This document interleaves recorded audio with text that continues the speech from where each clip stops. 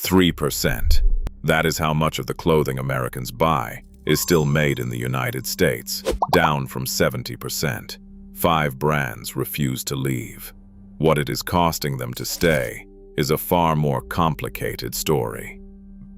Bayard Winthrop wanted to prove that American manufacturing could do more than just survive. It could compete at scale. In 2012, he launched American Giant with a single product, a heavyweight hoodie built from the ground up to be something different. Slate called it the greatest hoodie ever made.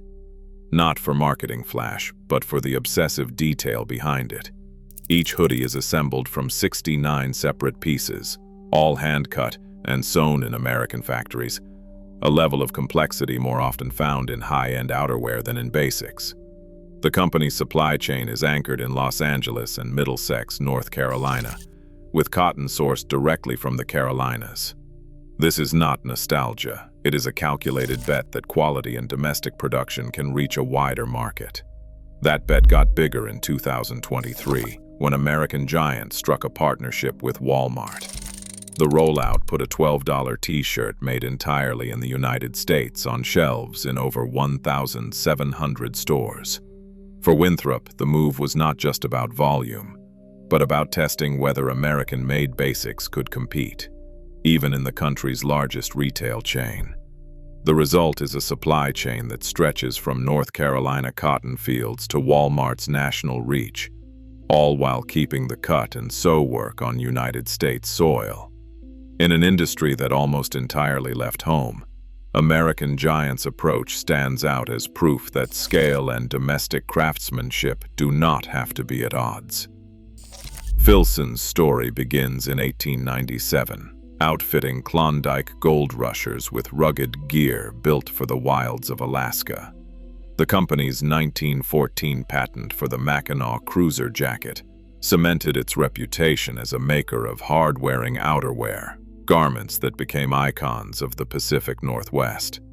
For decades, Filson's Seattle factory stood as a symbol of American manufacturing, with nearly all production kept close to home.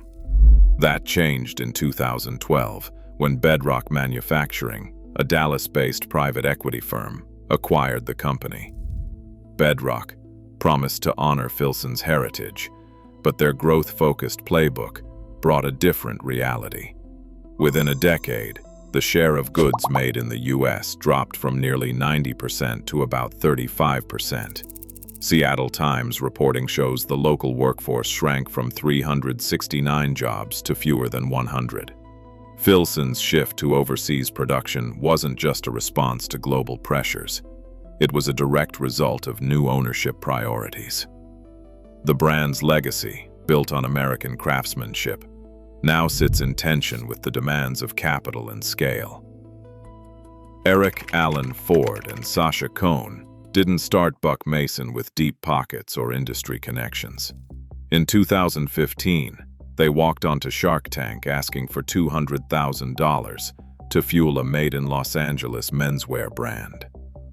The Sharks passed, but Buck Mason's gamble on American production was just getting started.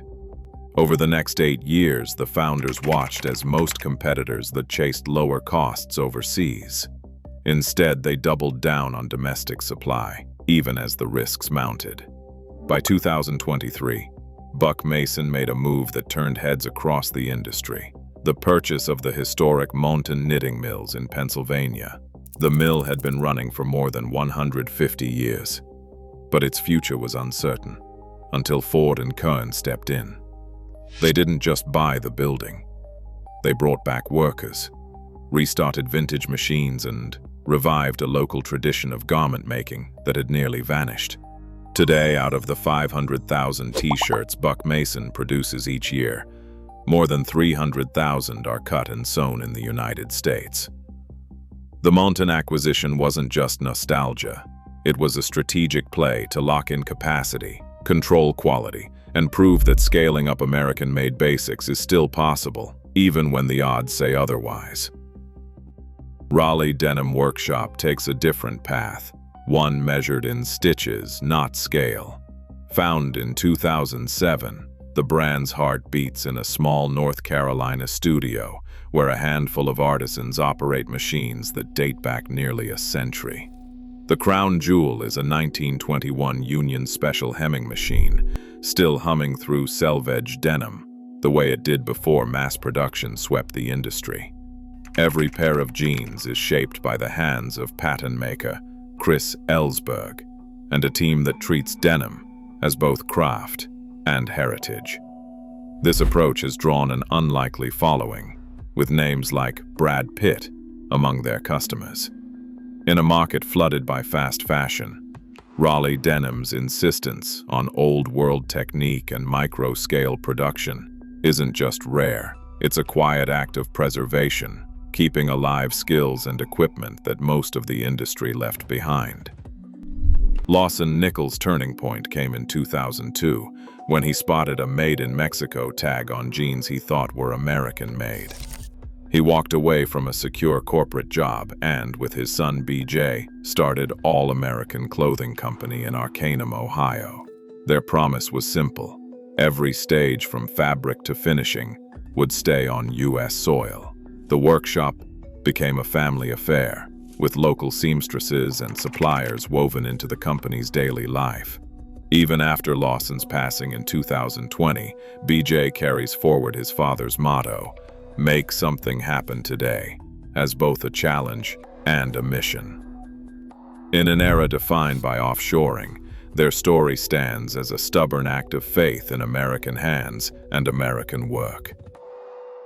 Tariff policy and import rules now shape the very ground these brands stand on. Most apparel made in China faces a 25% Section 301 tariff, with another 7.5% stacked on for many consumer goods. In early 2025, the United States suspended the $800 de minimis exemption for parcels from China and Hong Kong, then made the change permanent by May. When the rule extended worldwide, parcel volumes dropped by 54%, and landed costs for a basic t-shirt jumped 41%. The tools that once favored cheap imports now cut both ways, testing whether American-made clothing can thrive as policy levers shift. The question is simple. Are these holdouts the last of their kind, or the start of something new? In a market where 97% of clothing is imported, these brands defy the odds. As policy debates revive, their decisions shape what American-made means now. Which would you choose?